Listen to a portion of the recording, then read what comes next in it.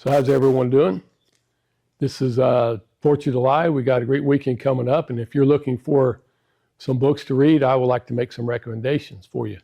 The first one is going to be this one right here, Defending the Declaration by Gary T. Amos. And this book will give you a lot of insights into the thinking and influences of our founding fathers. For example, you may have heard that the phrase law of nature, of nature's God, comes from Freemasonry. But in fact, it does come from Black's Law Commentaries of 1765. Let me read a quotation from that law, or for that law commentary. When the Supreme Being formed the universe and created matter out of nothing, he impressed certain principles upon that matter. When he put that matter into motion, he established certain laws of motion. If we further advance to vegetable and animal life, we shall find them still governed by laws. The operation of inanimate and organic processes are not left to chance or the will of the creature itself, but are performed in a wondrous, involuntary manner and guided by unerring rules laid down by the great Creator. Man, considered as a creature, must necessarily be subject to the laws of his Creator, for he is an entirely dependent being, and consequently, as man depends absolutely upon his Maker for everything, it is necessary that he should in all points conform to his Maker's will. This is the will of his Maker and is called the law of nature. And that you'll find that quote in this book, Defending the Declaration by Gary T. Amos. I'd like to share with you another one. It's a fascinating little book, and it is called America's Providential History by Mark Belisle and Stephen K. McDowell. I'm not sure if I pronounced that first gentleman's name correctly, but this is a bulky book. It is bigger than usual for most people. It has some great illustrations in it, and it has some wide margins if you want to take notes or other notes are put in it. But it basically talks about what it says right there, the providence of God in American history. You know, there's some funny how historians go back and they read the letters and writings of our founders and how they spoke much about supernatural providence, superintending providence during the time of the War of Independence. And some of them actually came along and concluded they believed in a God called Providence. Well, no, they believed in a God of Providence. But anyway, this is an excellent read. As I said, the print is really big, so don't be overwhelmed by the size of the book. Another author I want to share with you a couple of books by a fellow by name, I'm sure I'm pronouncing his name correctly, Rusus J. Rushdoony, R.J. Rushdoony. And there is two really good ones here, This Independent Republic and The Nature of the American System. I recommend both of them. There is a excellent chapter in Nature of the American System that talks about the conspiratorial view of history. That chapter alone is worth getting the book and reading it.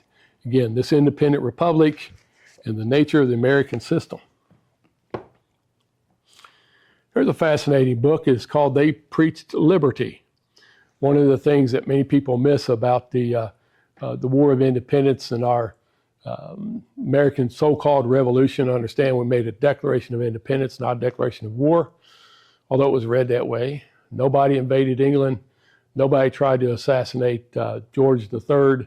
We simply dissolved our desire to be under his rulership. But the influence of independence came from the pulpits, because what had happened beginning in about 1739 was a revival called the Great Awakening. And our founding fathers, listening to several thousand hours of Bible exposition, heard the preachers talk about it. Here are excerpts from those sermons, and they're a fascinating read if you get a chance on it. It's not a very big book. Another one I'd like to recommend is called The Light and the Glory by Peter Marshall and David Manuel, I suppose how you read this.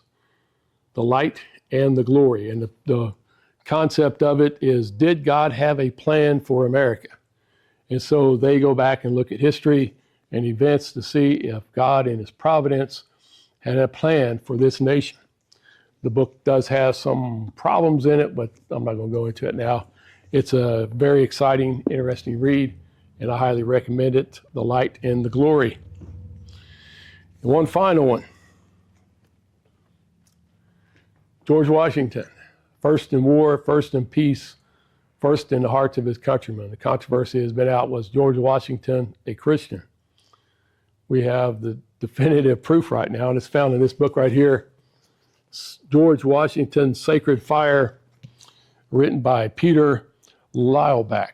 I assume is how you say that. This is really a good book. I read this a while back. It was a copy was loaned to me by a lady in our church. I read it, and then I found this at a thrift store.